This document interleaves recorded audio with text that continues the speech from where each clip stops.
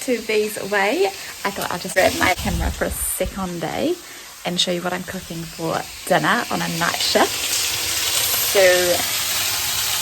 just started with the mushrooms and the onions, and then we're going to do a nice and easy curry with coconut milk, and then got some spinach, gonna do some pumpkin in there too, and broccoli, and those are all the veggies we've got in there for now. Oh, and maybe some chopped tomato and some basil. And I am cheating today because I'm using a little, I see it,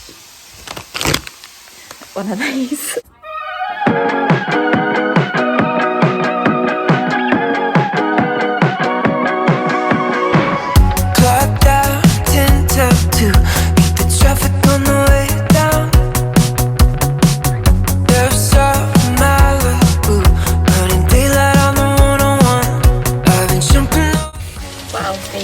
Veggies are cooking up and it's steaming up.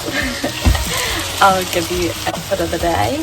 So I've got boyfriend's jumper, so snuggly for winter, and some shorties and some Adidas socks. I went to the pool today and it was closed for cleaning for 2 weeks, so I've still got my socks on underneath.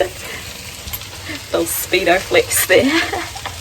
So I popped to the supermarket instead and picked up all these things. I thought, why not have an early dinner before night shift, and also I've got my period at the moment, so I just thought make it easy on the body. Anyway, that's probably due for some coconut milk in there now, and I just thought I'd boil those in there instead of chopping them up super small because they come like chunky vegetables.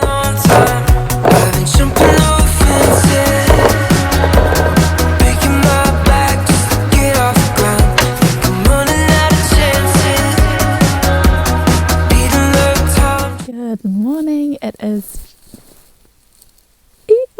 day 2 of night shifts complete. My third and final one tonight. So me and my flatmate, we're off to a spin class at 7. I've had Weet-Bix, I've had a smoothie, in the process of drinking a smoothie with fruit, almond milk, a bit of coconut yogurt and a dash of maple syrup.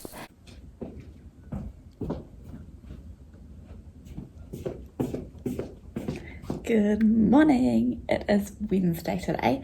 I didn't check in yesterday after spin because I was absolutely exhausted, but how are you guys doing today? It is about 2:30 in Arvo, and I only had 3 hours sleep this morning, so my head hurt. I woke up at 10:30, and on night shift you wake up and it's always like a surprise what time it's going to be. So the last 2 days it's been 3 p.m. and it's like, phew, got my 8 hours in. But today it was 10:30. I was like, what the heck is going on? It's too early for this. And I tried to go back to sleep and I couldn't. So I listened to a podcast, watched some YouTube, and read some of my book and thought I'd get up because sleep is not on the agenda today. So this morning we're going to have some Weet-Bix, and I just had a couple of kiwi fruit, so just have some Weet-Bix, and I usually just break them up in half and then kind of crumble them, and then have a bit of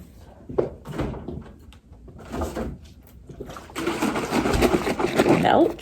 I usually like oat milk, but today we've got almonds, and then I have a little bit of sugar, and yeah, that's kind of what I'll have before the gym today. So I really wanted to go to the gym before I go to Christchurch today, so it's going to be the first day of going to the gym, apart from spin class yesterday, the only day of going to the gym this week.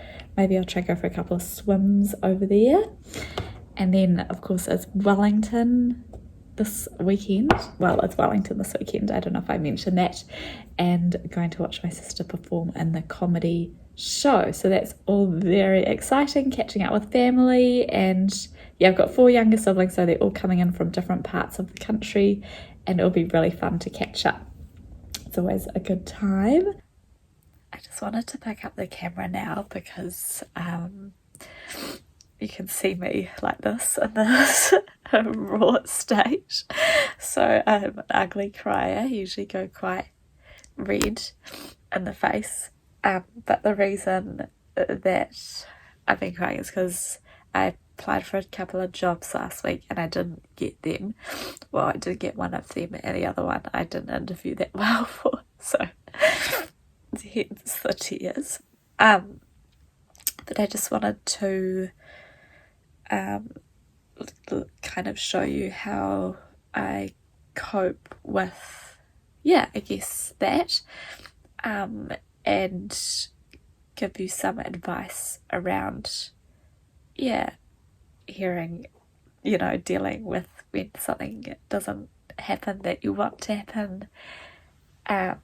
So I guess, and like getting in the right mindset for it, to be okay. So basically, had my cry, done that, and there's like this fiance quote, and she's like, she allows herself for one day to be sad and feel it. So that's like really important to feel your emotions.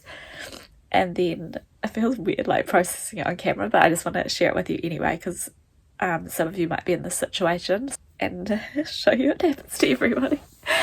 And so firstly, just like let it out and whatever. And then secondly, I've just kind of like done some journaling. So just like remember that it is important to know your worth. So like, there could be like worse things. So I've got a job to start with, so that's fine. Like that's really good. I'm grateful for that. And also maybe those jobs weren't meant for me, like something better will come along. So that's kind of just like my thought process around that. And thirdly is just to remember your worth, and one interview doesn't define you. So like something that I did when I was fresh out of, like when I was in high school looking for jobs, and I remember they were all like, you need experience, and then you're like, but how am I supposed to get experience if I haven't like ever had a job? So when you're in those situations, just kind of like, I always, when I was that age, I used to look up like people, like especially authors that used to come up that found it really hard to get published. So distinctively and very well knowingly J.K. Rowling. So she took like, I think it was 11 or 12 publishers before she got one of them liked her story. And it's the same with Lord of the Rings. And there's lots of them out there if you just Google people who have failed and then like succeeded. So I guess that key like message is to not give up and keep trying. So whatever situation you're in, you can do it. Just believe in yourself and never give up. I'm gonna just pop on some music and pack for Christchurch because we've got a big week ahead. Sorry, I just went from eating my Weet-Bix to like boiling my house out on camera. So here we go. This is the real deal over here. And just push through. So everything always works out. I have to say, everything happens for a reason, even if that sounds a bit like, like if you're not into that kind of thing. If you've had any bad interviews lately, you can do it. Just keep going. There's always the right job around the corner for you. I'm gonna pack now and then go to the gym, or the other way around, decide, because it's getting late. Maybe I won't go to the gym and I'll just go for a drive to Christchurch and blast some music and not blast some music, but play some music and listen to a podcast, because that always gets me hyped, especially Lewis House. Can't remember what it's called.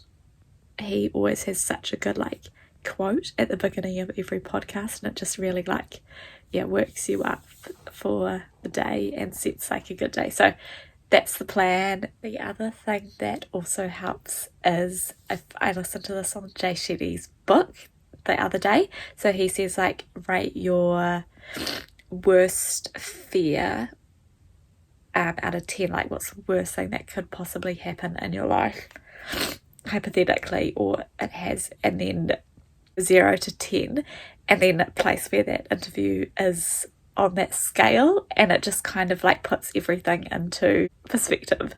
That's just another little gem, because it happened to my sister the other day, and we talked about, you know, interview processes and all that. And anyway, this time I'm really going back to packing, so we'll see you.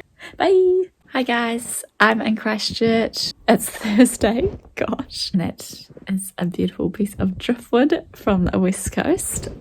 So just went to look at a couple of apartments. They're probably not quite the right ones because they need the right amount of time on the lease, and apply for a couple more jobs, so we'll see what happens there. And yesterday it was announced on the news in New Zealand that, I'm just reading the article here, public sector pay freeze extended for next 3 years for those earning more than 60,000.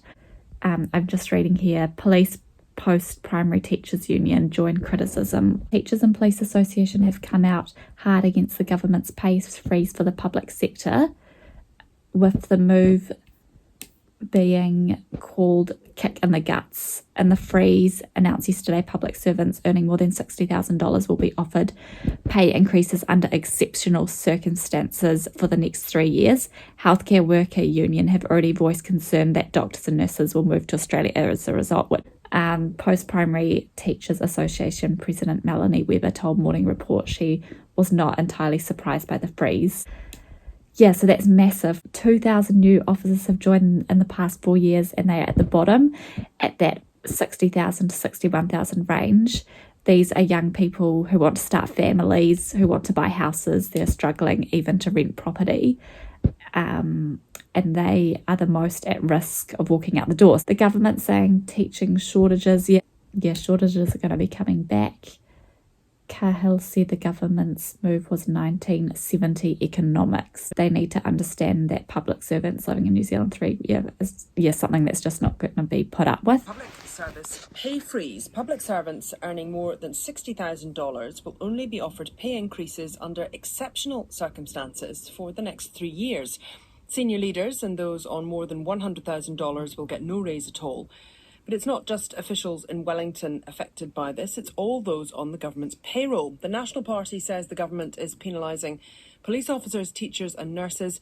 We can talk with Melanie Webber, President of the Post-Primary Teachers Association. Massive.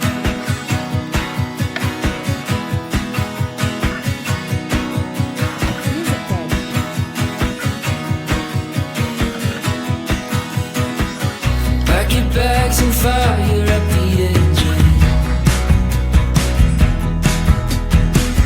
Drive until your heart can feel the mountains. Drive until your eyes are barely open. Gotta find the answers to the questions. Carry on, carry on. The past is frozen, the future's open. Why? Hey, I've just arrived in Wellington, so show you my little outfit of the day. So I got some white pants, Nike kicks, these like kind of baggy white ones which are so comfortable and I wore on the plane, and then a couple of layers. So I've got an off the shoulder in case it gets hot in the restaurant tonight, and then a black thermal, a vesty thing, and this yellow thing from Urban Outfitters, and some gold, well not real gold, fake gold hoops and a necklace. I'm so amped for my family to arrive. My brother's picking them up from the airport and they're driving into town right now. So mum, dad and 2 sisters. I haven't seen them in ages, especially one of them. I haven't seen since Christmas. So I'm, can't wait to catch up with them. We're going to go out for dinner tonight, and I'm not sure if I get to see my sister who's performing because she's been busy all week. So gonna go see her tomorrow, and I can't believe it. It's gonna be amazing. So can't absolutely wait for that. So proud of her and everything she's done. And she's teaching full time and doing this in the comedy show. So yeah, oh my goodness, what a gal. I'll show you a little tour of the apartment where we're staying. So I'll just flip you around. So this is the bedroom that I've chosen. I had to switch on all the heaters because it was so cold. And little bathroom in here. Oh hey! And then we've got couch here, and yeah, little kitchen here. And then I've just turned the heater on in here for my sister, so she's got a desk and a bed and a wardrobe over there. And hey,